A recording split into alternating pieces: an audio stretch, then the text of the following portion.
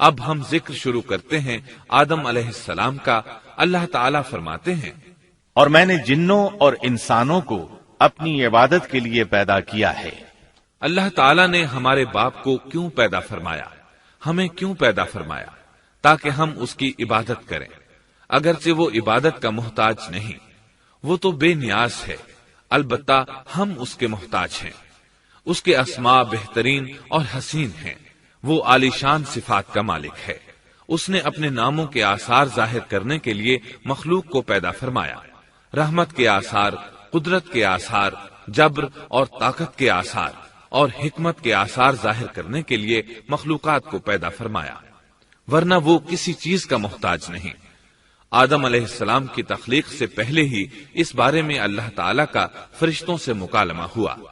اللہ تعالیٰ نے فرمایا، اور جب تیرے رب نے فرشتوں سے کہا میں زمین میں ایک خلیفہ بنانے والا ہوں۔ خلیفہ سے مراد ہے نائب، اور یہ کہ اس کی نسل میں سے ہر ایک دوسرے کا خلیفہ ہوگا۔ جبکہ سیدنا ابو بکر صدیق رضی اللہ عنہ نبی اکرم صلی اللہ علیہ وسلم کے خلیفہ ہوئے، سو اللہ نے ایک خلیفہ بنانے کا ارادہ فرمایا جو زمین میں حکومت کرے اور اس کو آباد کرے۔ چنانچہ اللہ تعالیٰ نے فرمایا، اللہ تعالیٰ نے تمہیں زمین سے پیدا کیا اور اسی نے اس زمین میں تمہیں بسایا ہے۔ اللہ تعالیٰ کا ارادہ ہوا کہ زمین کو آباد کروائے، جبکہ جن اس قابل نہیں تھے، کیونکہ ان میں اس قدر عقل و دانش نہیں تھی کہ زمین کو پر رونق اور سرسبز و شاداب رکھ سکیں۔ علماء جنات کے بارے میں کہتے ہیں ان کا سب سے بڑا عقل مند جن انسانوں کے 10 سالہ بچے کے برابر عقل رکھتا ہے، اس لیے زمین کو آباد کرنے کی صلاحیت اللہ تعالیٰ نے انسان کو بخشی۔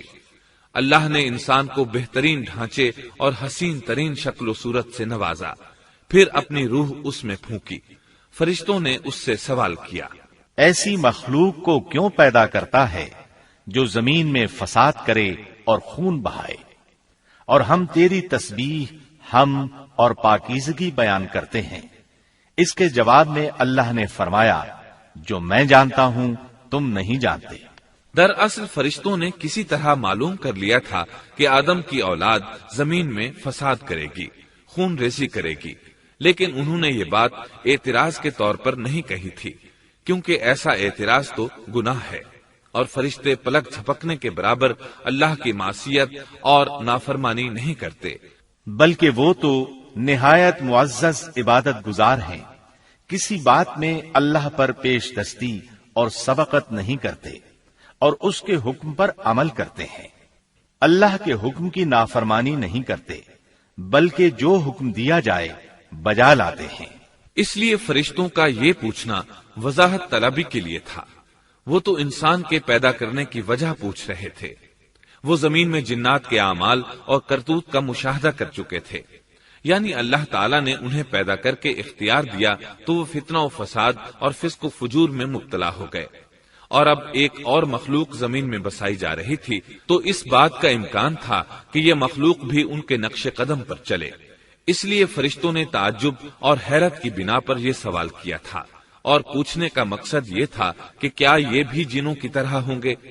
اس طرح انہیں یہ خدشہ لاحق ہوا کہ شاید ان سے اللہ کی عبادت میں کوتاہی یا کمی واقع ہوئی ہے، جس کی وجہ سے اللہ کو نئی مخلوق پیدا کرنا پڑی۔ اس لیے ان کی بات میں یہ بھی تھا کہ ہم تیری حمد اور ثنا بیان کرتے ہیں۔ بہرحال ان کے سوال کے 2 مقصد تھے۔ کیا یہ جنوں کی طرح فساد کرنے والی قوم ہے؟ کیا ہم سے تیری عبادت میں کوتاہی ہوئی ہے؟ اس پر اللہ تعالیٰ نے فرمایا، جو میں جانتا ہوں وہ تم نہیں جانتے۔ اس موقع پر فرشتوں کے ذہنوں میں ایک اور بات بھی آئی۔ وہ آپس میں کہنے لگے کہ اللہ تعالیٰ جو بھی مخلوق پیدا کرے گا وہ ہم سے زیادہ معزز اور عالم نہیں ہو سکتی۔ یعنی جب فرشتوں نے باقی مخلوقات کا جائزہ لیا، مثلا آسمان، زمین، پہاڑ، جن، چوپایوں وغیرہ کا، تو انہوں نے سوچا یہ ہم سے زیادہ مرتبے والی نہیں ہے، لہذا یہ مخلوق بھی پیدا ہو رہی ہے تو یہ ہم سے زیادہ مرتبہ نہیں رکھتی۔ یہ ہمارا خاص مقام ہے کہ اللہ کی تسبیح میں مصروف ہیں، کفر سے محفوظ ہیں، ہر حکم بجا لاتے ہیں، اللہ کے تمام احکامات پورے کرتے ہیں، آسمان اور زمین میں اس کا حکم نافذ کرتے ہیں، اور اللہ کے نزدیک ہم سب سے زیادہ شرف والے ہیں۔ لہذا اگر یہ نئی مخلوق انسان بھی پیدا ہو جائے تو کیا ہوا، ہم سے زیادہ معزز اور علم والی تو نہیں ہوگی۔ بہرحال جب اللہ تعالیٰ نے آدم کو پیدا کیا تو زمین کی مٹی لانے کا حکم فرمایا، چنانچہ اللہ تعالیٰ کے پاس مٹی لائی گئی۔ امام ترمذی، ابن حبان اور امام احمد رحمت اللہ علیہ نے ایک حدیث بیان کی ہے جس کے الفاظ کچھ یوں ہیں: اللہ تعالیٰ نے آدم علیہ السلام کو مٹی کی ایک مٹھی سے پیدا فرمایا، اس مٹی کو اللہ تعالیٰ نے پوری زمین سے اٹھوایا تھا۔ یہی وجہ ہے کہ آدم کی اولاد زمین کے لحاظ سے ہی ظہور پذیر ہوئی۔ بعض سرخ رنگ کے ہیں تو بعض سیاہ اور بعض سفید، اور کچھ اس کے درمیان میں ہیں۔ بعض نیک ہیں، بعض خبیث، اور کچھ پاکیزہ قسم کے ہیں۔ انسان کی تخلیق مٹی سے شروع ہوئی، اس مٹی کو پانی سے تر کیا گیا تو یہ تین بن گئی۔ اسی وجہ سے قرآن مجید کی بعض آیات میں تراب کا لفظ آیا ہے۔ تراب خشک مٹی کو کہتے ہیں، اور بعض آیات میں تین کا لفظ آیا ہے۔ تین تر اور بھیگی مٹی کو کہتے ہیں۔ اللہ تعالیٰ فرماتے ہیں خلقہ من تراب، یعنی آدم کو تراب سے پیدا کیا گیا۔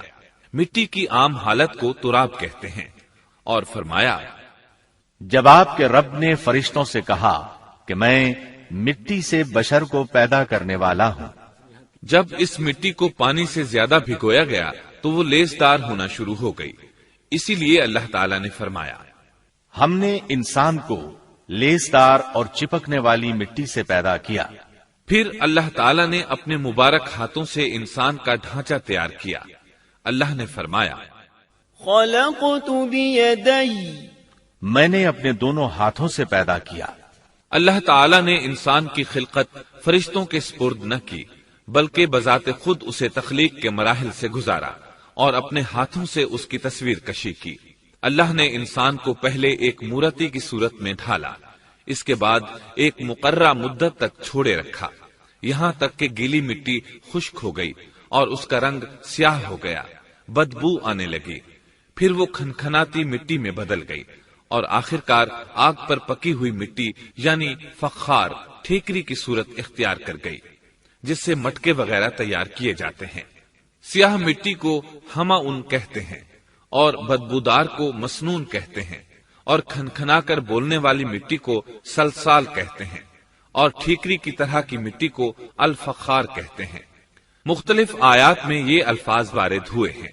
اور یقیناً ہم نے انسان کو کھنکھناتی خشک مٹی سے پیدا کیا جو کہ بدبودار اور سیاہ گارے سے خشک ہوئی تھی۔ اور فرمایا اللہ نے انسان کو کھنکھناتی مٹی سے پیدا کیا جو کہ ٹھیکری کی طرح تھی۔ ان تمام آیات کریمہ میں کوئی تناقض، تعارض اور اختلاف نہیں، اس لیے کہ ان مختلف آیات میں انسان کو اس کی تخلیق کے مختلف مراحل کی یاد دہانی کرائی گئی ہے۔ خلاصہ کلام یہ ہوا کہ تخلیق کے عمل کا پہلا مرحلہ تراب تھا، یعنی عام حالت والی خشک مٹی، پھر تین یعنی بھگوئی ہوئی مٹی، پھر لیسدار مٹی یعنی سلسال، پھر ٹھیکری کی طرح کی مٹی یعنی فخار، اور یہ کام جمعے کی آخری گھڑی میں کیا گیا۔ اور یہ دن اللہ کے لحاظ سے شمار ہونے والے دنوں میں سے ہمارے دنوں کی طرح نہ تھا، ہمارے اور اللہ کے دن مختلف ہیں۔ تخلیق آدم دراصل اللہ کا کرشمہ ہے، انسانوں کو ایک صورت عطا کی گئی۔ اس مرحلے کا تذکرہ بخاری اور مسند احمد کی ایک روایت میں ہے۔ اللہ نے آدم کو پیدا کیا اور ان کا قد 60 ہاتھ یا 60 میٹر لمبا تھا۔ تمام جنتی لوگ اس قد آدم کے ساتھ جنت میں داخل ہوں گے، اور اس وقت سے لے کر آج تک مخلوق کا قد کم ہوتا چلا آ رہا ہے۔ بعد والے لوگ گزشتہ زمانے کے لوگوں سے ہمیشہ چھوٹے قد کے ہوتے چلے آ رہے ہیں۔ بہرحال سب سے پہلے اور سب سے لمبے انسان آدم علیہ السلام تھے۔ امام احمد نے منفرد طور پر ایک روایت بیان کی ہے، اس میں رسول اکرم صلی اللہ علیہ وسلم نے آدم علیہ السلام کی لمبائی 60 ہاتھ یعنی 60 میٹر اور چوڑائی 7 ہاتھ بیان فرمائی ہے۔ سبحان اللہ! سیدنا آدم کس قدر ضخیم اور عظیم مخلوق تھے، صحیح مسلم اور مسند احمد کی روایت میں ہے۔ اللہ نے آدم کو پیدا کیا تو اسے اپنی منشا کے مطابق کچھ عرصہ ڈھانچے کی صورت میں چھوڑے رکھا۔ ابلیس اس کے ارد گرد چکر لگانے لگا۔ اس نے دیکھا کہ وہ پیٹ والا ہے۔ وہ سمجھ گیا کہ یہ مخلوق اپنے آپ پر کنٹرول نہیں کر سکے گی۔ اس حدیث سے معلوم ہوتا ہے کہ انسانوں کی طرح جنات کا پیٹ نہیں ہے، صرف انسان ایسا ہے جس کا اندر والا حصہ کھوکھلا ہے۔ بہرحال اللہ نے انسان کو اس شکل و صورت میں پیدا فرمایا۔ احادیث مبارکہ میں آدم علیہ السلام اور ابلیس ملعون کا قصہ تفصیل سے بھی موجود ہے اور مختصر بھی۔ مثلا تفسیر تبری میں سیدنا عبداللہ بن عباس رضی اللہ عنہما سے روایت ہے، اللہ تعالیٰ نے آدم علیہ السلام کی مٹی کا حکم دیا، مٹی لائی گئی۔ اللہ تعالیٰ نے آدم علیہ السلام کو لیسدار اور بدبودار سیاہ مٹی سے پیدا فرمایا، اور یہ کام اللہ نے اپنے مبارک ہاتھوں سے کیا۔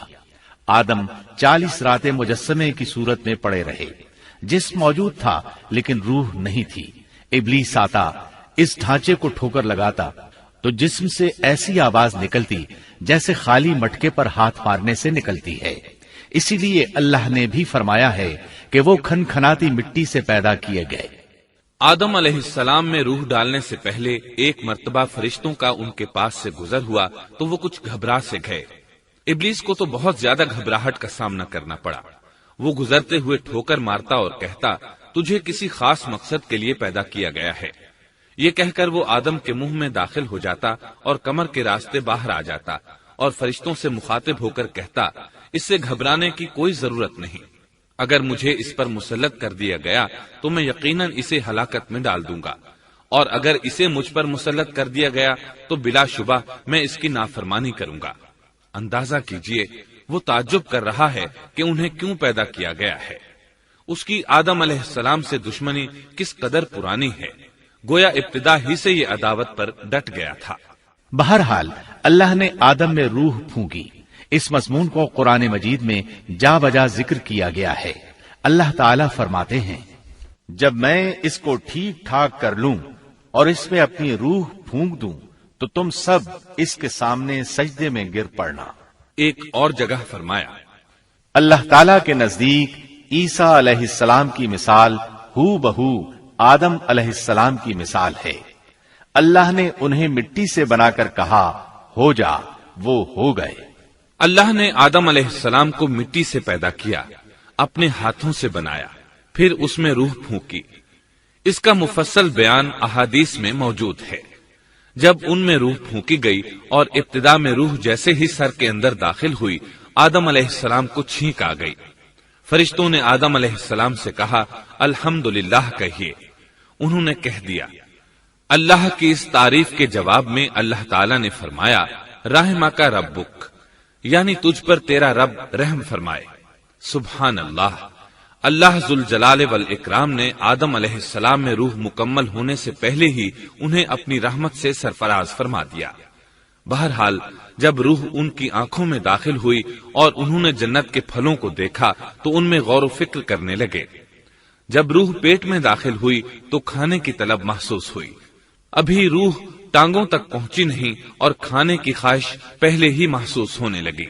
اس جلد بازی اور عجلت کی وجہ سے اللہ تعالیٰ نے فرمایا، انسان جلد باز مخلوق ہے۔ جب آدم علیہ السلام کو پیدا کر دیا گیا تو اللہ تعالیٰ نے ان کی پشت پر ہاتھ پھیرا۔ ہاتھ پھیرتے ہی ان کی پشت سے قیامت تک پیدا ہونے والے انسان باہر نکل آئے۔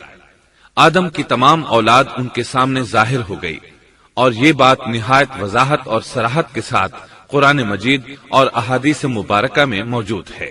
مسلم بن یسار رحمت اللہ علیہ بیان کرتے ہیں کہ سیدنا عمر بن خطاب رضی اللہ عنہ سے کسی نے اس آیت کریمہ کے بارے میں پوچھا، اور جب آپ کے رب نے اولاد آدم کی پشت سے ان کی اولاد کو نکالا اور ان سے انہی کے بارے میں اقرار لیا کہ کیا میں تمہارا رب نہیں، سب نے جواب دیا، ہاں کیوں نہیں، ہم سب گواہ بنتے ہیں، تاکہ تم لوگ قیامت کے روز یوں نہ کہو ہم تو اس سے محض بے خبر تھے، یا یوں کہو کہ پہلے پہلے شرک تو ہمارے بڑوں نے کیا اور ہم ان کے بعد ان کی نسل میں ہوئے، لہذا کیا تو ان غلط راہ والوں کے فعل پر ہمیں ہلاکت میں ڈالے گا؟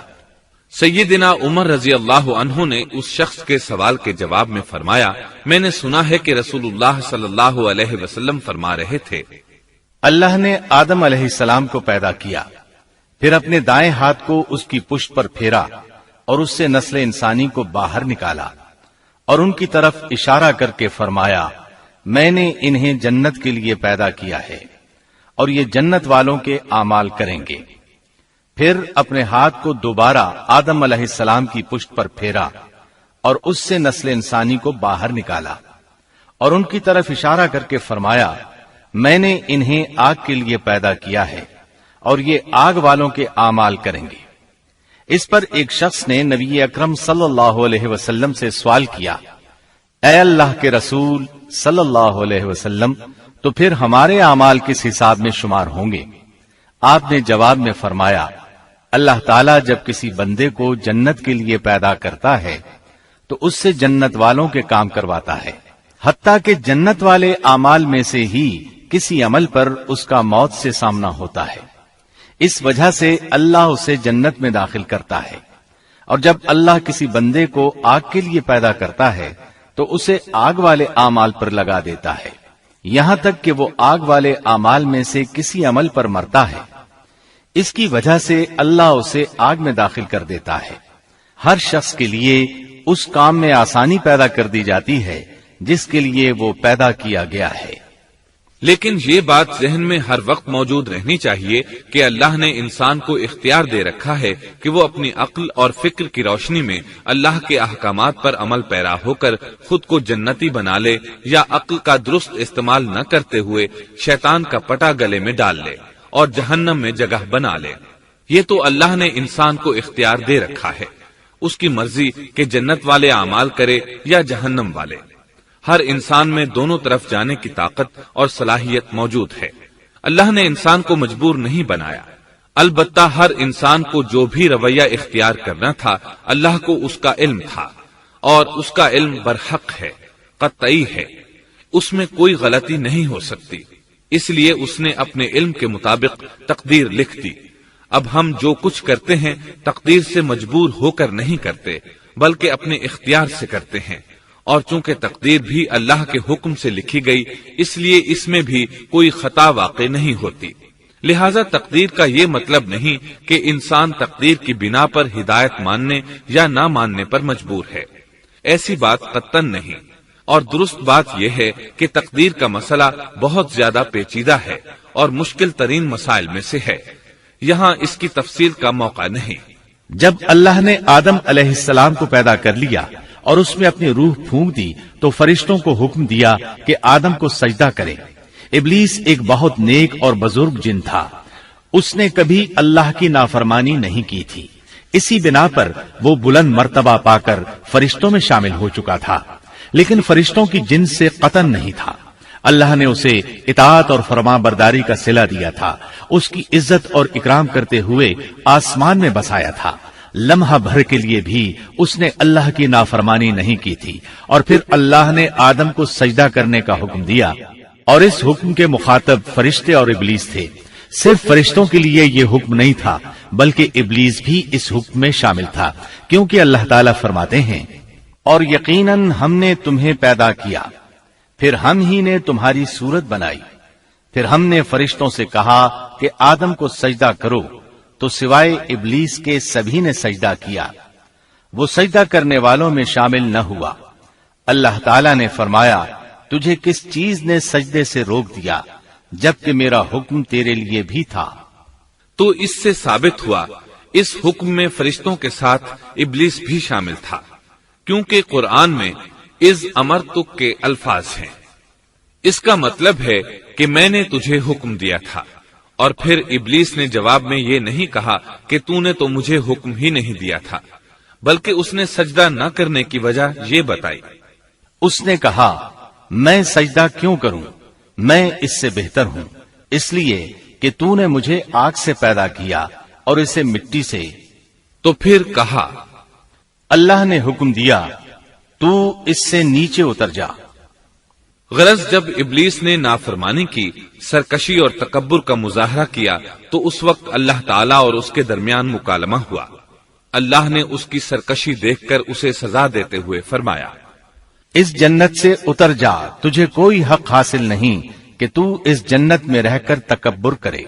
ابلیس نے جواب میں کہا، مجھے قیامت کے دن تک مہلت دے دیجئے، یعنی اتنی لمبی عمر دے دیجئے کہ میں قیامت تک زندہ رہوں، موت نہ آئے۔ اللہ نے فرمایا، تجھے مہلت دے دی گئی، لیکن ایک وقت مقررہ تک۔ اور جب شیطان اس طرف سے مطمئن ہو گیا کہ اسے مہلت مل گئی، تب اس نے کہا، چونکہ تو نے مجھے گمراہ کر دیا ہے، اس وجہ سے میں قسم کھاتا ہوں کہ میں انسانوں کی گمراہی کے لیے تیرے سیدھے راستے پر بیٹھ جاؤں گا، پھر ان کے آگے سے، ان کے پیچھے سے، ان کے دائیں سے، ان کے بائیں سے، ان کے پاس آؤں گا، اور آپ ان میں سے اکثر لوگوں کو شکر گزار نہیں پائیں گے۔ اللہ تعالیٰ نے شیطان کا رد کرتے ہوئے فرمایا، یہاں سے ذلیل و خوار ہو کر نکل جا۔ ان میں سے جو شخص بھی تیرا حکم مانے گا، میں ایسے تمام گمراہوں سے جہنم کو بھر دوں گا۔ جو انسان بھی تیرا پیروکار بنے گا، وہ جہنم کا مستحق اور حقدار ٹھہرے گا۔ قرآن مجید میں دوسرے مقامات پر بھی اس گفتگو کو نئے پیرائے میں دہرایا گیا ہے۔ مثلاً اللہ نے فرمایا، یقیناً ہم نے انسان کو کھنکھناتی مٹی سے پیدا فرمایا ہے جو کہ سڑے ہوئے گارے کی تھی، اور اس سے پہلے ہم نے جنات کو لو والی آگ سے پیدا کیا۔ اور جب تیرے پروردگار نے فرشتوں سے فرمایا، میں انسان کو سیاہ بدبودار کھنکھناتی مٹی سے پیدا کرنے والا ہوں، جب میں اسے پورا بنا چکوں اور اس میں اپنی روح پھونک دوں تو تم سب اس کے لیے سجدے میں گر پڑنا۔ چنانچہ تمام فرشتوں نے سجدہ کیا سوائے ابلیس کے۔ اس نے سجدہ کرنے والوں میں شمولیت اختیار کرنے سے صاف انکار کر دیا۔ اللہ تعالیٰ نے فرمایا، اے ابلیس، تجھے کیا ہوا کہ تو سجدہ کرنے والوں میں شامل نہ ہوا؟ وہ بولا، میں ایسے انسان کو سجدہ نہیں کر سکتا جسے تو نے سیاہ بدبودار کھنکھناتی مٹی سے پیدا کیا ہے۔ اللہ تعالیٰ نے فرمایا، اب تو بہشت سے نکل جا، کیونکہ تو مردود ہے اور تجھ پر قیامت کے دن تک میری پھٹکار ہے۔ کہنے لگا، اے میرے رب، مجھے اس دن تک مہلت دے دے جس دن کے لوگ دوبارہ زندہ کیے جائیں گے۔ اللہ نے فرمایا، اچھا، اس مقررہ وقت کے دن تک تجھے مہلت دی گئی۔ کہنے لگا، اے میرے رب، چونکہ تو نے مجھے گمراہ کیا ہے، مجھے بھی قسم ہے کہ میں انسانوں کے لیے زمین میں گناہوں کو خوشنما بناؤں گا اور ان سب کو بہکا دوں گا، سوائے ان کے جو تیرے منتخب اور مخلص بندے ہوں گے، وہ میرے بہکاوے میں نہیں آئیں گے۔ اللہ نے فرمایا، ہاں، یہی مجھ تک پہنچنے کی سیدھی راہ ہے کہ مخلص بن جاؤ، میرے بندوں پر تجھے کوئی غلبہ نہیں ہوگا۔ البتہ جو گمراہ لوگ تیری پیروی کریں گے، یقیناً ان کے وعدے کی جگہ جہنم ہے۔ ایک اور مقام پر اللہ تعالیٰ فرماتے ہیں، جب ہم نے فرشتوں کو حکم دیا کہ آدم کو سجدہ کرو تو ابلیس کے سوا سب نے سجدہ کیا۔ اس نے کہا، کیا میں اسے سجدہ کروں جسے تو نے مٹی سے پیدا کیا ہے؟ اچھا دیکھ لے، اسے تو نے مجھ پر فضیلت دی ہے، اگر مجھے بھی تو نے قیامت تک ڈھیل دی تو میں سوائے چند لوگوں کے اس کی اولاد کو گمراہ کروں گا۔ اس پر اللہ نے فرمایا، جا، ان میں سے جو بھی تیرا فرمانبردار ہو جائے گا تو تم سب کی سزا جہنم ہے، جو پورا پورا بدلہ ہے۔ ان میں سے تو جسے بھی اپنی آواز کے ساتھ بہکا سکتا ہے بہکا لے، اور ان پر اپنے سوار اور پیادے چڑھا لا، یعنی اپنے گھڑ سوار لشکر اور پیدل لشکر کو چڑھا کر لے آ، اور اپنا ہر داؤ، ہر ترکیب اور ہر اسلحہ استعمال کر لے، اور ان کے مالوں اور اولاد میں بھی شرکت کر لے، اور تو انہیں دل بہلانے والے وعدے دے لے، یعنی ان کے برے اعمال بنا سنوار کر انہیں دکھا اور غلط خواہشات دلا، جنت، دوزخ اور دوبارہ زندہ نہ ہونے کے وعدے دے، اور ان سے شیطان کے جتنے بھی وعدے ہوتے ہیں سب کے سب سراسر فریب ہیں۔ یقیناً میرے سچے بندوں پر تیرا کوئی قابو اور غلبہ نہیں ہوگا، تیرا رب کارسازی کرنے والا کافی ہے۔ اسی طرح بہت سی آیات میں پہلی معصیت الہی کا ذکر کیا گیا ہے۔ سب سے پہلا نافرمان ابلیس ملعون تھا۔ وہ خبیث اللہ کے سامنے تکبر اور انات سے بھرپور جواب دیتا رہا۔ اسی وجہ سے اللہ نے اسے کافر کا لقب دیا۔ کافر اسے کہتے ہیں جو نعمت کا انکار کرے۔ اللہ نے اس پر اتنا فضل و کرم اور انعام و احسان کیا کہ بلند ترین مرتبے تک پہنچا دیا، لیکن اس نے اللہ کی اس نعمت کی قدر نہ کی، پرواہ نہ کی اور کفر کا راستہ اختیار کیا۔ اللہ تعالیٰ فرماتے ہیں، جبکہ آپ کے رب نے فرشتوں سے فرمایا کہ میں مٹی سے ایک انسان کو پیدا کرنے والا ہوں، سو جب میں اسے ٹھیک ٹھاک کر لوں اور اس میں اپنی روح پھونک دوں تو تم سب اس کے سامنے سجدے میں گر پڑنا۔ چنانچہ تمام فرشتوں نے سجدہ کیا مگر ابلیس نے نہ کیا اور اس نے تکبر کیا، وہ کافروں میں سے تھا۔ سب سے پہلا گناہ تکبر تھا، اسی لیے علماء کرام فرماتے ہیں تمام گناہوں کی جڑ تکبر اور غرور ہے۔ نبی اکرم صلی اللہ علیہ وسلم نے اپنی امت کو تکبر نہ کرنے کا سختی سے حکم فرمایا، اس کی برائی، وبال اور ہلاکت سے آگاہ فرمایا۔ آپ نے فرمایا، اللہ اس شخص کی طرف رحمت سے دیکھے گا بھی نہیں جس نے تکبر کی بنا پر کپڑا ٹخنوں سے نیچے لٹکایا۔ اس کے علاوہ نبی صلی اللہ علیہ وسلم نے تو مطلقاً فرما دیا، وہ شخص جنت میں داخل ہونے کے قابل نہیں جس کے دل میں ذرہ برابر بھی تکبر ہے۔ جو شخص اپنے کپڑے، اپنے مکان اور اپنے قبیلے پر فخر کرتا ہے اس سے اللہ کی رحمت اٹھ جاتی ہے۔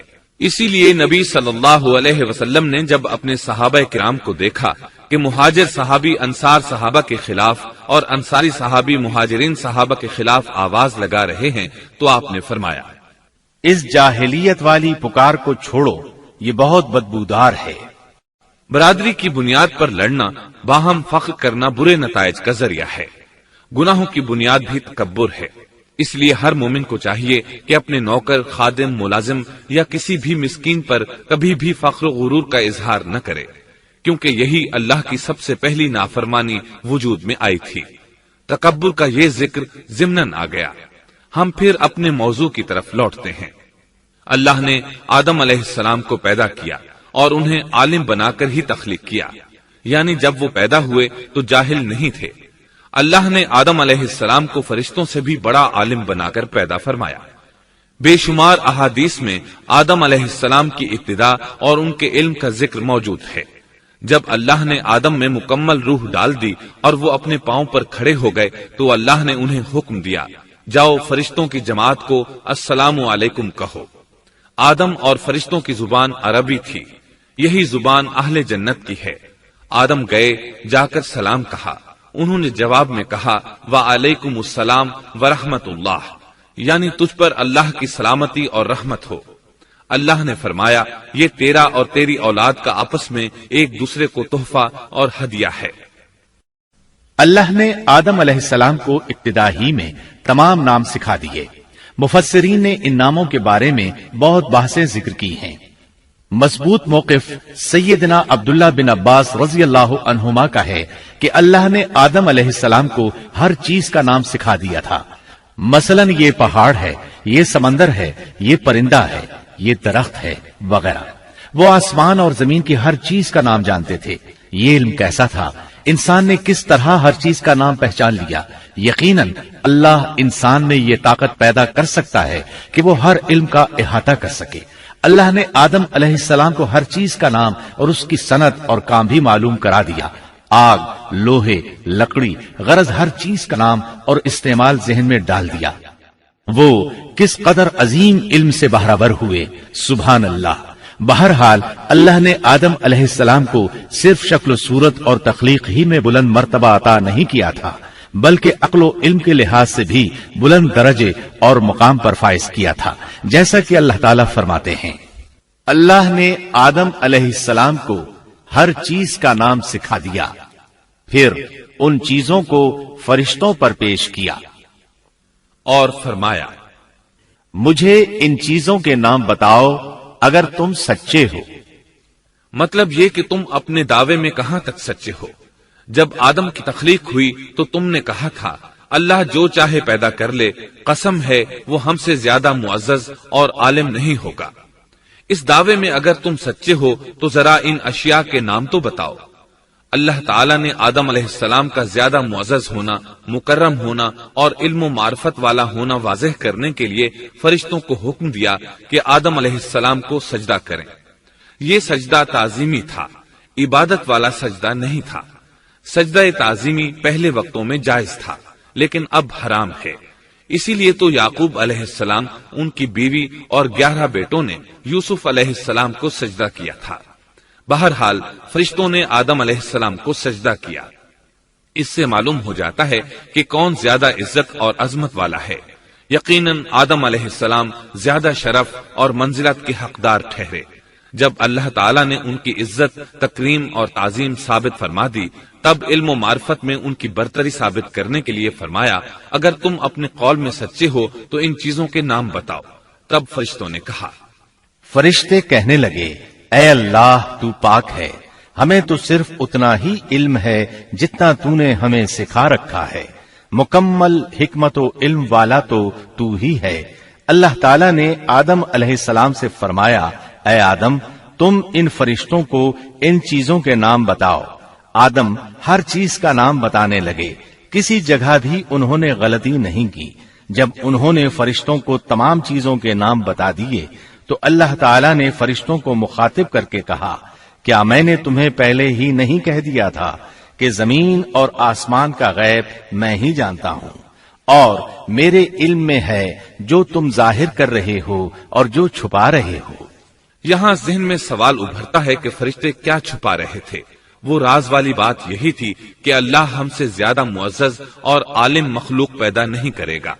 واضح رہے، ہم آپ کو صرف واقعات ہی نہیں سنا رہے، صرف سیرت اور تاریخ ہی بیان نہیں کر رہے، بلکہ قرآن بھی پڑھ پڑھ کر سنا رہے ہیں۔ اور قرآن کو اس وقت تک سمجھنا محال ہے جب تک کہ ان واقعات کی تفصیل موجود نہ ہو۔ خیر، اس کے بعد اللہ تعالیٰ نے اما حوا کو پیدا فرمایا۔ انہیں آدم علیہ السلام کے فوراً بعد پیدا نہیں فرمایا، بلکہ آدم علیہ السلام نے کافی عرصہ جنت میں تنہا بسر کیا، اور حدیث میں ہے کہ وہ وحشت محسوس کرتے تھے، تنہائی کو شدت سے محسوس کرنے لگے تھے۔ آخر کار ایک روز جب وہ سو رہے تھے تو اللہ تعالیٰ نے ان کی بائیں پسلی سے اما حوا علیہ السلام کو پیدا فرمایا اور آدم علیہ السلام کا ہم سفر بنا دیا۔ اللہ فرماتے ہیں، اے لوگو اپنے اس پروردگار سے ڈر جاؤ جس نے تم سب کو ایک ہی جان سے پیدا کر ڈالا، اور اس جان یعنی آدم علیہ السلام سے ان کی بیوی کو پیدا کیا۔ آدم علیہ السلام کے وجود ہی سے حوا کا وجود بنایا گیا، وہ کوئی الگ مخلوق نہیں تھی۔ جب آدم علیہ السلام بیدار ہوئے تو انہوں نے اپنے قریب ایک عورت کو بیٹھے دیکھا۔ پوچھنے لگے، تم کون ہو؟ حوا علیہ السلام نے کہا، عورت۔ آدم علیہ السلام نے پھر پوچھا، تجھے کس لیے پیدا کیا گیا ہے؟ وہ بولی، آپ کے لیے، تاکہ آپ مجھ سے سکون اور انس حاصل کریں۔ جب فرشتوں نے آدم علیہ السلام کو ایک عورت سے باتیں کرتے دیکھا تو کہنے لگے، اب ایک اور نئی مخلوق پیدا کی گئی ہے۔ آدم علیہ السلام نے ان مخلوقات کا نام تو بتا دیا تھا جو مشہور و معروف تھیں، ان کا نام پوچھنا چاہیے۔ انہوں نے آدم علیہ السلام سے سوال کیا، انہوں نے فوراً جواب دیا، حوا، اس لیے کہ اللہ نے تو آپ کو ہر چیز کا نام سکھا دیا تھا۔ فرشتوں نے کہا، ان کا نام حوا کیوں رکھا گیا ہے؟ آدم علیہ السلام نے جواب دیا، اس لیے کہ اسے ایک زندہ چیز سے پیدا کیا گیا ہے، حیات کی نسبت سے حوا نام رکھا گیا۔ مسلم شریف میں ہے، سیدنا ابو ہریرہ رضی اللہ عنہ روایت کرتے ہیں کہ رسول اللہ صلی اللہ علیہ وسلم نے فرمایا، جو شخص اللہ اور آخرت کے دن پر ایمان رکھتا ہے، جب وہ کسی معاملے کے لیے حاضر ہو تو بھلائی والی بات کرے یا خاموش رہے، اور عورتوں کے بارے میں بھلائی کی وصیت حاصل کر لو، یعنی ان کے ساتھ اچھا سلوک کرو، کیونکہ عورت پسلی سے پیدا کی گئی ہے اور پسلی میں زیادہ ٹیڑھا حصہ اوپر والا حصہ ہوتا ہے۔ اگر تم اس کو سیدھا کرنا چاہو گے تو توڑ ڈالو گے، اور اگر اس کو چھوڑ دو گے تو وہ اسی طرح ہمیشہ ٹیڑھی رہے گی۔ عورتوں کے بارے میں بھلائی کی وصیت حاصل کر لو۔ مطلب یہ کہ اسی حالت میں گزر بسر کرو، عورتوں کے بارے میں بھلائی کی وصیت حاصل کر لو۔ اس حدیث کا مطلب یہ ہے کہ عورتوں پر جبر کر کے زبردستی ان کی طبیعت کو بدلا نہیں جا سکتا، اور عورت ذات کو نہایت نرمی اور پیار سے رکھو۔ ان کی طبیعتوں میں ٹیڑھا پن ہے، وہ کبھی جذبات سے مغلوب ہو جاتی ہے اور عقل کھو بیٹھتی ہے۔ اگر کوئی اسے سیدھا کرنا چاہے تو اس سے لا تعلقی، دوری اور طلاق کی نوبت آ جائے گی۔ اگر اسے چھوڑ دو گے تو ٹیڑھا پن برقرار رہے گا۔ مرد کو بہت حوصلے سے اس صورتحال کو سنبھالنا چاہیے۔ احادیث میں سیدنا ابراہیم علیہ السلام کی زوجہ سیدہ سارہ علیہ السلام کا قصہ موجود ہے۔ وہ حوا علیہ السلام کے بعد کائنات کی سب سے زیادہ خوبصورت عورت تھی۔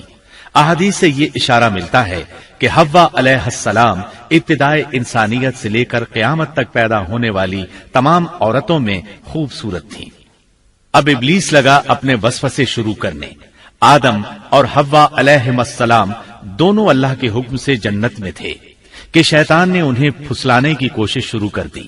اللہ تعالیٰ فرماتے ہیں، اور ہم نے کہہ دیا اے آدم تم اور تمہاری بیوی جنت میں رہو اور جہاں سے چاہو با فراغت کھاؤ۔ جنت بھی کیسی؟ اللہ فرماتے ہیں، وہ جنت کہ جس کی چوڑائی ہی آسمانوں اور زمین کے برابر ہے۔ سو اس جنت میں سے جو چاہو سو کھاؤ، کچھ بھی منع نہیں سوائے ایک درخت کے، چنانچہ ارشاد ہوا، اور ہم نے کہا اے آدم تم اور تمہاری بیوی جنت میں رہو، پھر جس جگہ سے چاہو با فراغت کھاؤ اور اس درخت کے پاس مت جاؤ ورنہ ظالموں میں سے ہو جاؤ گے۔ ایک اور جگہ فرمایا، اور جب ہم نے فرشتوں سے کہا کہ آدم کو سجدہ کرو تو ابلیس کے سوا سب نے سجدہ کیا۔ ابلیس نے انکار کیا تو ہم نے کہا اے آدم یہ تیرا اور تیری بیوی کا دشمن ہے، خیال رکھنا ایسا نہ ہو کہ وہ تم دونوں کو جنت سے نکلوا دے اور تو مصیبت میں پڑ جائے۔ یہاں تو تجھے آرام ہے، نہ تو بھوکا ہے اور نہ ننگا، اور نہ تو یہاں پیاسا ہوتا ہے، نہ دھوپ سے تکلیف اٹھاتا ہے۔ گویا اللہ نے سیدنا آدم علیہ السلام کو وسوسے سے پہلے ہی خبردار کر دیا تھا۔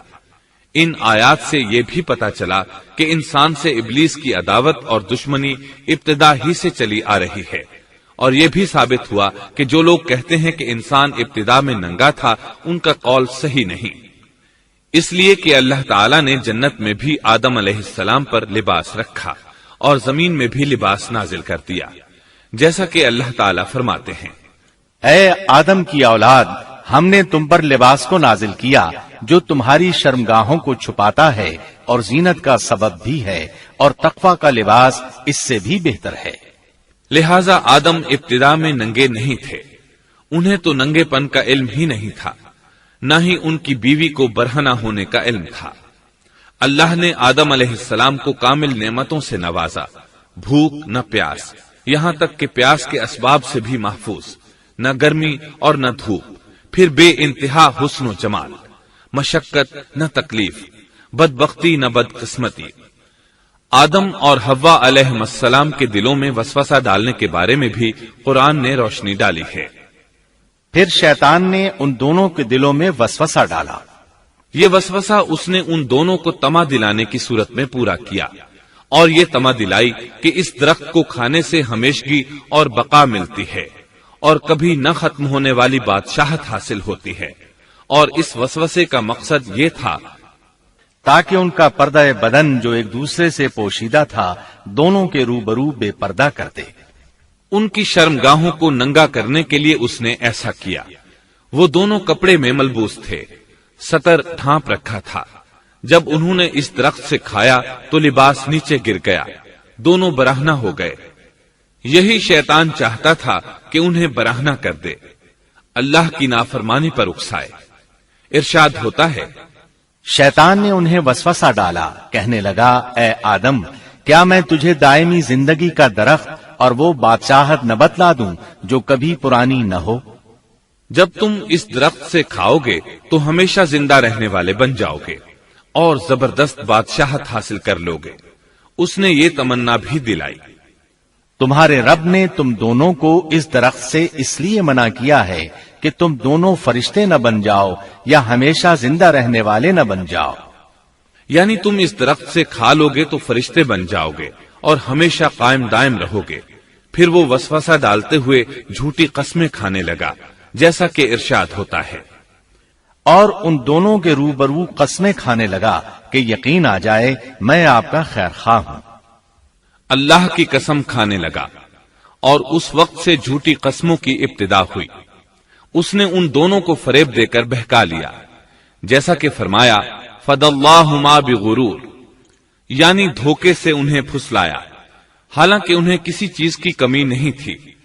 بھلا وہاں کیا محتاجی ہو سکتی تھی؟ جنت میں سکون سے زندگی بسر کر رہے تھے، جنت سے بڑھ کر کیا چاہیے؟ ہمیشہ کے لیے جنت مل چکی تھی۔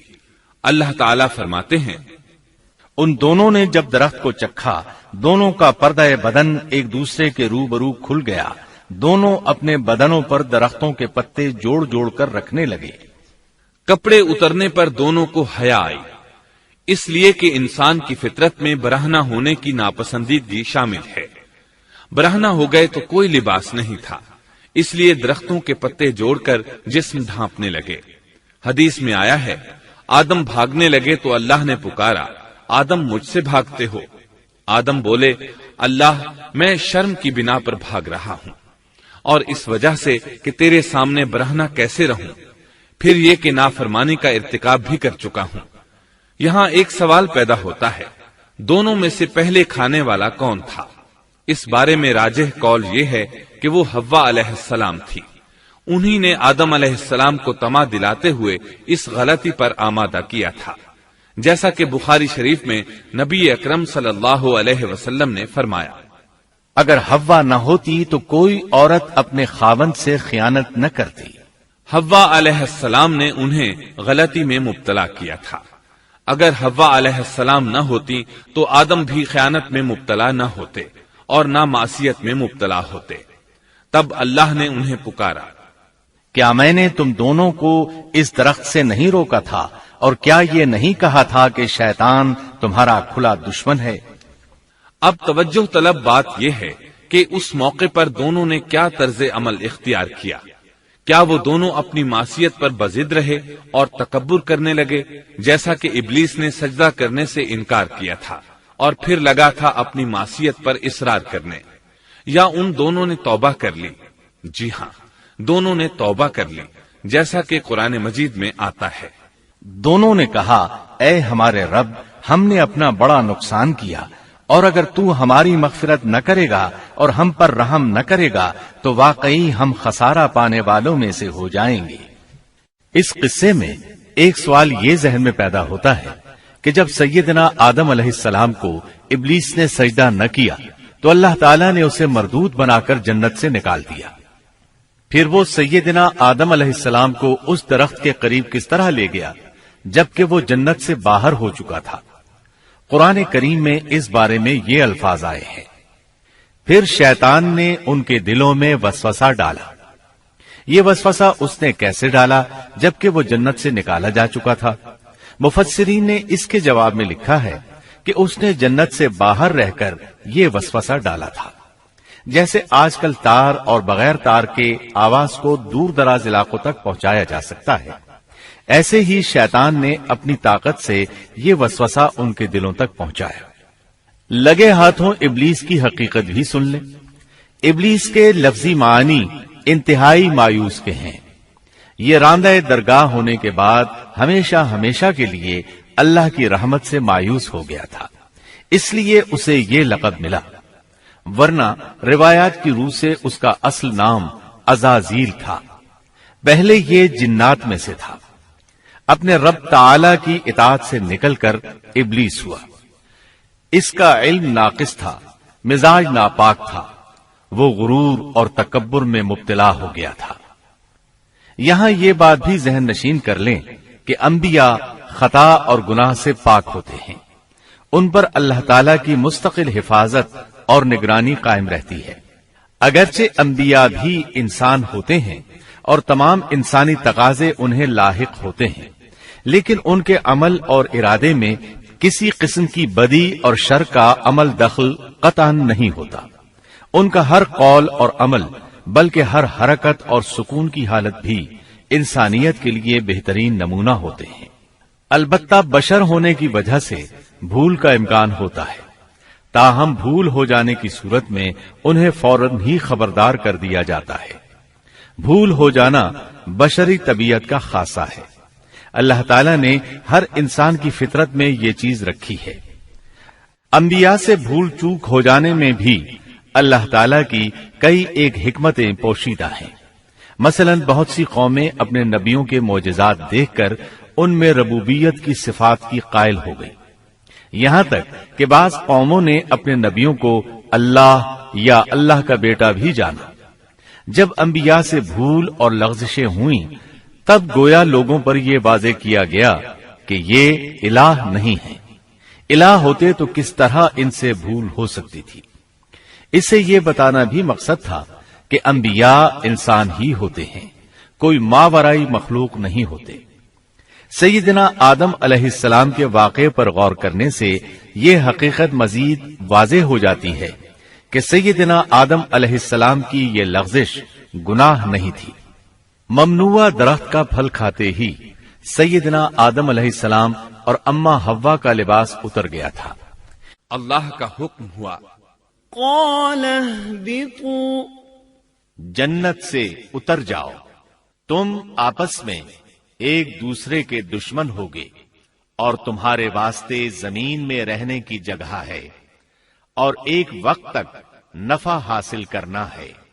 فرمایا تم وہیں زندگی بسر کرو گے اور وہیں مرو گے اور وہیں سے دوبارہ نکالے جاؤ گے۔ قرآن مجید کے دیگر مقامات میں بھی اس قصے کی تفصیل موجود ہے۔ مثلاً فرمایا، اور اس سے قبل ہم نے آدم سے ایک عہد لیا تھا مگر وہ بھول گئے اور ہم نے ان میں کوئی عزم نہیں پایا۔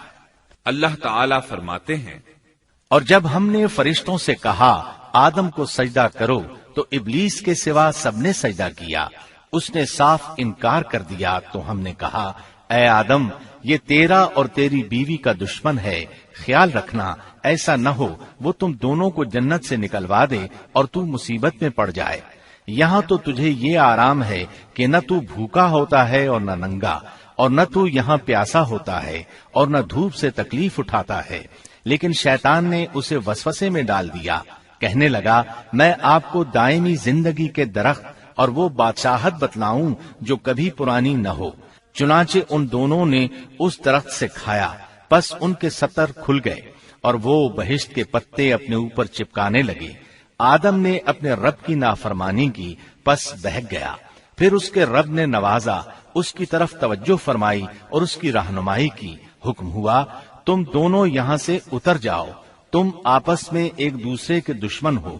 اب تمہارے پاس جب کبھی میری طرف سے ہدایت پہنچے تو جو میری ہدایت کی پیروی کرے نہ تو وہ بہکے گا نہ تکلیف میں پڑے گا، ہاں جو میری یاد سے روگردانی کرے گا اس کی زندگی تنگی میں رہے گی اور بروز قیامت ہم اسے اندھا کر کے اٹھائیں گے۔ آدم علیہ السلام زمین پر اترے اور اپنے رب سے توبہ کے کلمات سیکھ لیے۔ وہ کلمات یہ ہیں، ربنا ظلمنا أنفسنا وإن لم تغفر لنا وترحمنا لنكونن من الخاسرين۔ اے ہمارے رب، ہم نے اپنا نقصان کیا اور اگر تو نے ہم پر مغفرت و رحمت نہ فرمائی تو ہم خسارہ اٹھانے والوں میں سے ہو جائیں گے۔ آدم علیہ السلام زمین پر اترے اور ان کے ساتھ حوا علیہ السلام بھی اتری اور ان کے ساتھ ہی ابلیس کو بھی اتارا گیا۔ یہ کس جگہ پر اترے اس بارے میں اختلاف پایا جاتا ہے، لیکن ابن عباس رضی اللہ عنہ کی بات راجح محسوس ہوتی ہے کہ آدم علیہ السلام کو ہند میں اور حوا علیہ السلام کو جدے میں اتارا گیا۔ جب آدم علیہ السلام اتر آئے تو حوا علیہ السلام کی تلاش شروع کر دی، زمین میں ان کی تلاش میں سرگرداں ہوئے۔ آخر کار میدان عرفات میں دونوں کی ملاقات ہو گئی۔ چونکہ میدان عرفات میں دونوں نے ایک دوسرے کی معرفت حاصل کی تھی اور ان کا آپس میں تعارف ہوا تھا، لہٰذا اسی مناسبت سے اس میدان کا نام عرفات مشہور ہو گیا۔ اللہ تعالیٰ نے زمین کے اندر انسانوں کو پھیلانا شروع کیا اور زمین کو مردوں اور عورتوں سے آباد کر دیا۔ امام طبری رحمت اللہ علیہ بیان کرتے ہیں کہ حوا علیہ السلام نے آدم علیہ السلام کے لیے 20 ولادتوں میں 40 بچوں کو جنم دیا۔ ہر بار 2 بچوں کو جنم دیتی تھی، ایک لڑکا ہوتا ایک لڑکی۔ سب سے پہلا جوڑا قابیل اور اس کی بہن قمیم کا تھا۔ پھر انسانوں کی افزائش شروع ہوئی، آبادی میں اضافہ ہونے لگا۔ اللہ نے آدم علیہ السلام ہی کو ان کا نبی متعین کر دیا، وہ انہیں دین سکھاتے رہے۔ اس وقت تمام لوگ موحد تھے، خالص توحید کو اپنانے والے تھے، یعنی کان الناس امۃ واحدہ، تمام لوگ ایک ہی امت کے تھے، ان میں شرک کا شائبہ بھی نہ تھا۔ ابن جریر اور ابن کثیر رحمہم اللہ نے ابو موسیٰ اشعری رضی اللہ عنہ کی روایت بیان کی ہے، اللہ نے جب آدم علیہ السلام کو جنت سے زمین پر اتارا تو انہیں ہر چیز کی کاریگری اور صنعت کا علم تھا۔ جب وہ اترے تو عالم بھی تھے، لباس میں ملبوس بھی تھے، کام کاج کے تمام طریقوں سے باخبر بھی تھے، لوہے، آگ، لکڑی اور کپڑے کے استعمال سے بھی بخوبی واقف تھے۔ ہمارے برعکس وہ ان کاموں کو اپنی ابتدا ہی سے جان چکے تھے، کیونکہ ہم سب لوگوں کا حال یہ ہے کہ جب تک سکھایا نہ جائے ہمیں کچھ نہیں آتا۔ آج کے دور میں بعض افریقی قبائل کے افراد وحشیانہ اور غیر مہذب زندگی گزارتے ہیں۔ علماء کا کہنا ہے کہ یہ لوگ زمین پر رہنے والوں میں سے گمراہ ترین انسان ہیں۔ انہوں نے بہترین زندگی ضائع کر دی اور گھٹیا زندگی کو پسند کیا۔ تہذیب و تمدن کا آغاز چونکہ ابتدائے آفرینش سے ہے، اس لیے ہر انسان کی فطرت میں تہذیب کی سوجھ بوجھ موجود ہے۔ بہرحال آدم علیہ السلام کے بعد انسانی مخلوق کی تعداد روز بروز بڑھتی چلی گئی اور انسانی کمزوریوں کی بنا پر گناہ شروع ہو گئے۔ زمین پر سب سے پہلے ہونے والی معصیت قابیل کے ہاتھوں اپنے بھائی حابیل کے قتل کی صورت میں سامنے آئی۔ اللہ تعالیٰ نے قرآن مجید میں قابیل اور اس کے بھائی حابیل کا قصہ بیان کیا ہے۔ قابیل قرخت اور درشت طبیعت کا مالک تھا، جبکہ اس کا بھائی حابیل رحم دل اور نرم طبیعت تھا۔ قابیل کھیتی باڑی کرتا تھا اور حابیل مویشی چراتا تھا۔ حابیل کے نرم دل ہونے کی ایک وجہ اس کا بکریاں چرانا تھا، کیونکہ ایک چرواہا اپنی بکری کو بھوکا دیکھ کر اسے چارہ کھلائے بغیر نہیں رہتا، نہیں وہ کسی بکری کو پیاسا دیکھ کر اسے بھول جاتا ہے۔ اپنے جانور پر اس کی طاقت سے زیادہ بوجھ بھی نہیں لادتا۔ بنی نوع انسان کی تعداد میں اضافے کے لیے اس وقت ایسا قانون تھا جو اب حرام ہے، اور وہ ہے بہن کے ساتھ نکاح۔ چونکہ اس وقت کے سب لوگ آدم علیہ السلام کی حقیقی اولاد تھے اور آپس میں بہن بھائی تھے، اس لیے اس وقت کی شریعت کی روح سے قابیل اپنے ساتھ جڑواں پیدا ہونے والی بہن کے سوا کسی دوسری بہن سے شادی کر سکتا تھا، اور اسی طرح حابیل اپنے ساتھ جڑواں پیدا ہونے والی بہن کے علاوہ کسی دوسری بہن سے شادی کر سکتا تھا۔ اس کی صورت یہ تھی کہ قابیل کی شادی حابیل کی بہن سے ہو اور حابیل کی شادی قابیل کی بہن سے ہو، لیکن ہوا یہ کہ حابیل کی بہن خوبصورتی میں قابیل کی بہن سے کم تھی، اس لیے قابیل نے حابیل کی بہن سے شادی کرنے سے انکار کر دیا اور اپنی جڑواں بہن سے شادی کی خواہش ظاہر کی، لیکن ایسا کرنا آدم علیہ السلام کی شریعت میں حرام تھا۔ آپ نبی بھی تھے اور رسول بھی۔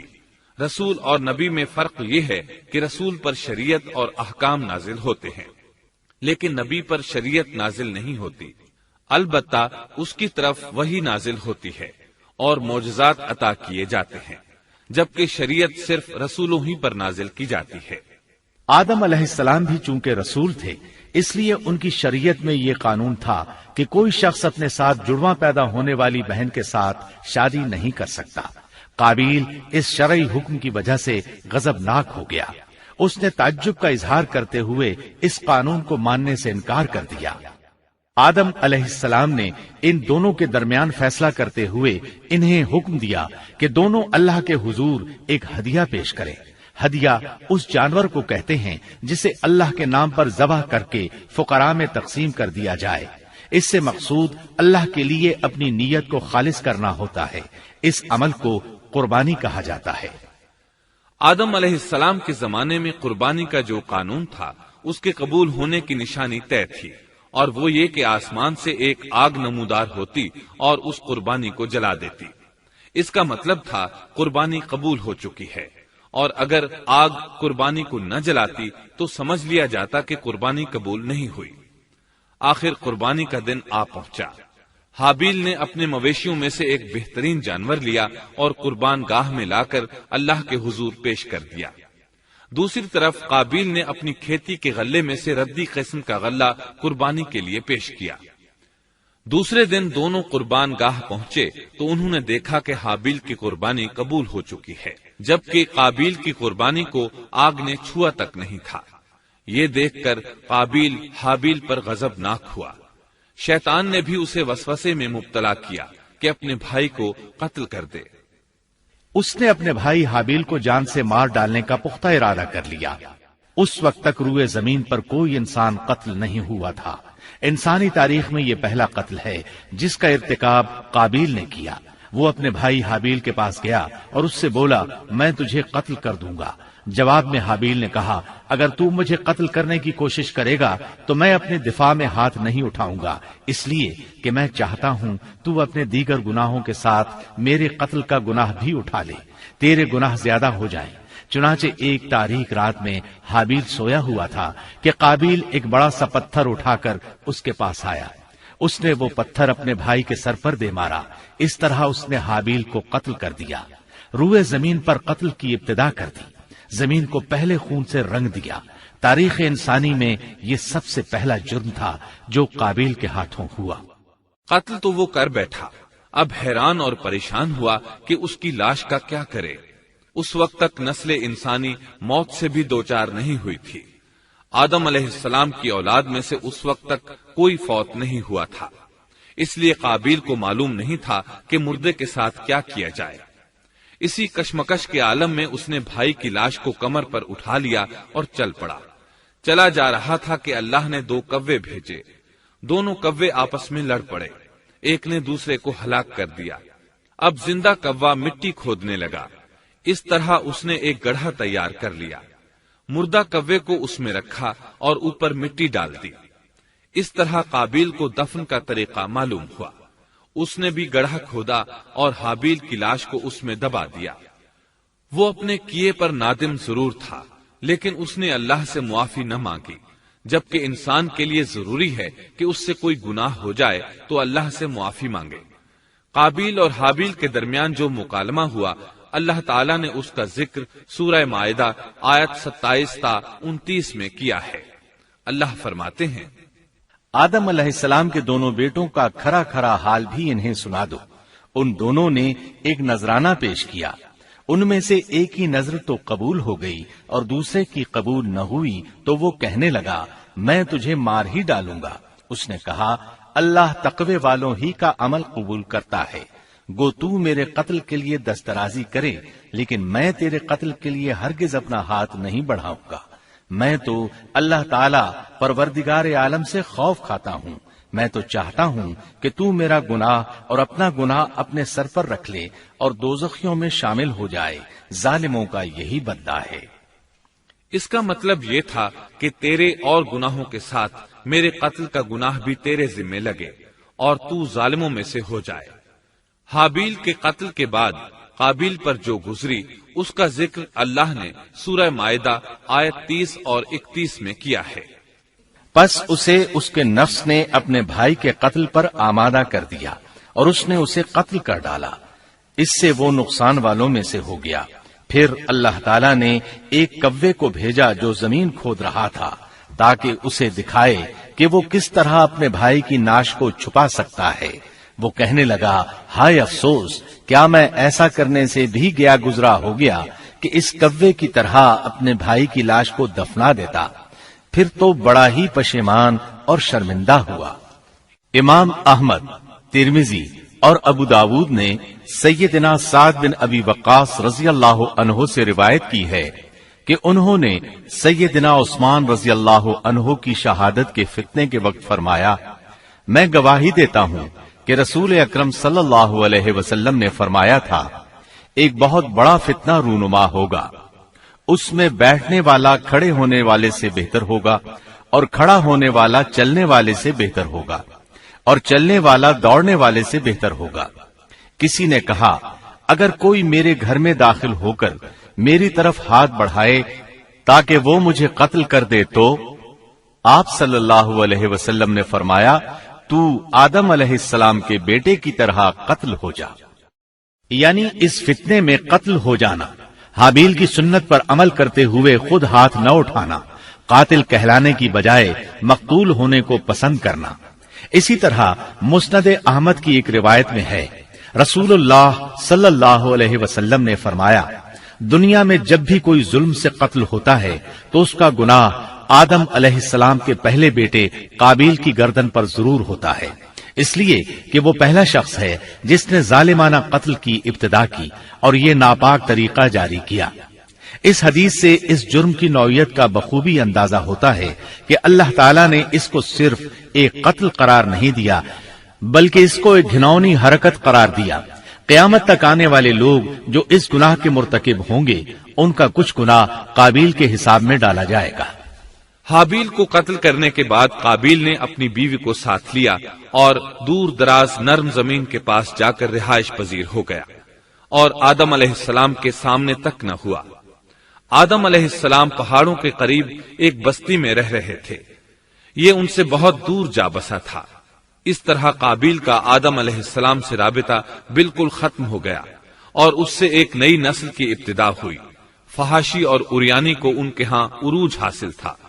عبادت یہ لوگ اگرچہ اللہ ہی کی کرتے تھے لیکن آدم علیہ السلام کی شریعت کے خلاف بے حیائی کے دل دادا تھے۔ تقوی کی قلت، احکام الہی کی نافرمانی اور فحاشی کا فروغ ان کے شب و روز کا معمول تھا۔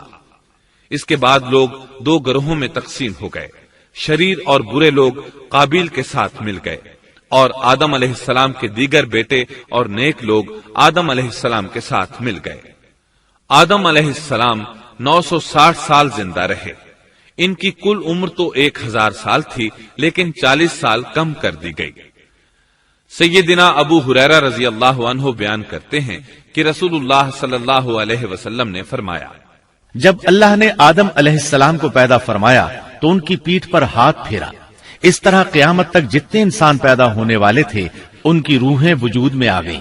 پھر ہر انسان کی آنکھوں کے درمیان ایک نور رکھ کر آدم علیہ السلام کے سامنے پیش کیا۔ انہوں نے پوچھا، یا اللہ یہ کون ہے؟ اللہ نے فرمایا، یہ تیری اولاد ہے۔ ان میں سے ایک کی پیشانی کی چمک آدم علیہ السلام کو بہت اچھی لگی۔ انہوں نے پوچھا، یا اللہ یہ کون ہے؟ جواب ملا، یہ تیری اولاد میں سے بہت دور جا کر ہیں، ان کا نام داؤد ہے۔ پوچھا، ان کی عمر کتنی ہے؟ فرمایا 60 سال۔ آدم علیہ السلام کہنے لگے، یا اللہ 40 سال میری عمر میں سے ان کی عمر میں شامل کر دے۔ اس سلسلے میں دوسری روایت یوں آئی ہے، جب آدم علیہ السلام کی روح قبض کرنے کے لیے فرشتہ آیا تو وہ کہنے لگے، میری عمر میں تو ابھی 40 سال باقی ہیں۔ اس وقت ان کی عمر 960 سال تھی۔ انبیاء اپنی عمر سے واقف ہوتے ہیں۔ فرشتے نے کہا، کیا آپ کو یاد نہیں آپ نے اپنی عمر کے 40 سال اپنی اولاد داؤد کو ہبہ کر دیے تھے؟ رسول اللہ صلی اللہ علیہ وسلم نے فرمایا، چونکہ آدم علیہ السلام نے انکار کیا تو ان کی اولاد بھی انکار کی عادی ہے۔ آدم علیہ السلام خود بھول گئے، ان کی اولاد بھی بھولتی ہے۔ آدم علیہ السلام نے خطا کی، ان کی اولاد بھی خطا کرتی ہے۔ حابیل کے قتل کے بعد اللہ تعالیٰ نے آدم اور حوا علیہم السلام کو اس کا نعم البدل عطا کیا۔ اس کا نام انہوں نے شیس رکھا۔ شیس کا مطلب ہے اللہ کا دیا ہوا تحفہ۔ حابیل کے قتل پر آدم اور حوا علیہم السلام دونوں بہت غمگین ہوئے، اس لیے اللہ نے بدلے میں انہیں شیس علیہ السلام عطا فرمائے۔ سیدنا ابو ذر غفاری رضی اللہ عنہ سے مروی ایک صحیح حدیث میں ہے کہ رسول اللہ صلی اللہ علیہ وسلم نے فرمایا، اللہ تعالیٰ نے 104 صحیفے نازل فرمائے، ان میں سے 50 صحیفے شیس علیہ السلام پر نازل ہوئے۔ ان صحیفوں میں ایسے قوانین، اصول اور ضابطے تھے جن سے انسانیت کی زندگی منظم ہوتی ہے۔ شیس علیہ السلام نے آدم علیہ السلام سے علم حاصل کیا، لیکن آدم علیہ السلام کا تمام علم وہ حاصل نہ کر سکے، اس لیے کہ آدم علیہ السلام نے بالمشافہہ اللہ تعالی سے علم حاصل کیا تھا اور بہت سی اشیاء کا علم اللہ تعالی نے انہیں سکھا دیا تھا، اس لیے وہ تمام علماء سے بڑھ کر عالم تھے۔ شیس علیہ السلام نے آدم علیہ السلام سے علوم سیکھ کر لوگوں کو سکھائے۔ لوگوں نے ان سے مختلف علوم، فنون اور پیشے سیکھے۔ انہیں شہروں میں رہنے سہنے کے بارے میں تعلیم دی۔ दिन रात के हिसाबात से उन्हें आगाह किया और उन्हें बताया कि किन औकात में वो अल्लाह की इबादत करें और इबादत के तरीके उन्हें सिखाए। अहादीस में इसकी वजाहत मिलती है। इमाम अहमद रहमतुल्लाह अलैह बयान करते हैं कि अबू जमा सादी कहते हैं कि उन्होंने मदीने में एक शेख को लोगों से कलाम करते देखा तो उनके मुतालिक पूछा, ये कौन शख्स है? लोगों ने बताया कि ये उबई बिन काब रजी अल्लाह अन्हु हैं। बड़े सहाबा में उनका शुमार होता है। तमाम मुसलमानों से बढ़कर कुरान और उसकी तफसीर के आलिम हैं। अबू जमा फरमाते हैं कि उबई बिन काब रजी अल्लाह अन्हु उस वक्त ये वाकया बयान कर रहे थे कि जब आदम अलैहिस्सलाम की वफात का वक्त करीब आया तो उन्होंने अपने बेटों से फरमाया, मेरा जन्नत के फल खाने को जी चाहता है। जन्नत के फल दुनियावी फलों जैसे ही होते हैं। सेब, अनार, अंगूर ये सब जन्नत में मौजूद थे। जन्नत के और दुनिया के फलों में फर्क ये है कि दुनियावी फल बदबूदार हो जाते हैं, जबकि जन्नती फल कभी बदबूदार नहीं होते। इसी तरह दुनियावी फलों का जायका आर्जी होता है, जबकि जन्नती फलों का जायका हमेशा बरकरार रहता है। इसलिए आदम अलैहिस्सलाम ने चाहा कि वो जन्नत के फल खाएं। चुनाचे उनके बेटे तलाश में निकल गए।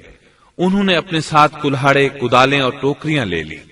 रास्ते में उन्हें फरिश्ते मिले। उनके पास आदम अलैहिस्सलाम का कफन और खुशबू वगैरह थी। उन्होंने पूछा, आदम के बेटो, किस चीज की तलाश में हो? कहां जा रहे हो? उन्होंने जवाब में कहा, हमारे वालिद मरीज हैं, उन्हें जन्नत के फलों की ख्वाहिश है। फरिश्ते उनके सामने इंसानी शक्ल में आए थे। उनकी बात सुनकर बोले, वापस जाओ, तुम्हारे वालिद फौत होने के करीब हैं। अब उनमें इतनी ताकत नहीं रही कि फल खा सकें। जब फरिश्ते आदम अलैहिस्सलाम की रूह कब्ज करने के लिए आए तो हव्वा अलैहिस्सलाम ने उन्हें पहचान लिया। वो बुलंद आवाज से आदम अलैहिस्सलाम को पुकारने लगी। उनके साथ चिमड़ गईं। आदम अलैहिस्सलाम बोले, मुझसे अलग हो जाओ, पहले भी मुझे तुम्हारी वजह से मुसीबत पहुंची थी। मेरे और मेरे रब के फरिश्तों के दरमियान से हट जाओ। फिर फरिश्तों ने आदम अलैहिस्सलाम की रूह कब्ज की, उन्हें गुस्ल दिया, कफन पहनाया, खुशबू लगाई, आपकी कब्र खोदी। फिर उन्होंने आदम अलैहिस्सलाम की नमाज जनाजा अदा की। उसके बाद उन्हें कब्र में उतारा, फिर ऊपर मिट्टी डाल दी और बोले, आदम के बेटो, तुम्हारे लिए यही तरीका है। उस वक्त तक लोग कफन दफन के अहकामात से वाकिफ नहीं थे। उन्हें इल्म न था कि काबिल ने अपने भाई को कैसे दफन किया था। इसलिए फरिश्तों को भेजा गया ताकि तदफीन का तरीका बता दें। तो इस तरह इंसान को दफन करने का तरीका मालूम हुआ जो फरिश्ते लेकर आए थे। आदम अलैहिस्सलाम ने अपनी 960 साल की मुकम्मल जिंदगी में सिवाय उस दरख्त का फल खाने के और कोई खता नहीं की। आपकी वफात के 1 साल बाद हव्वा अलैहिस्सलाम भी वफात पा गईं। ये था हमारे बाप सैयदिना आदम अलैहिस्सलाम का उसवा और सीरत तैयबा का हाल।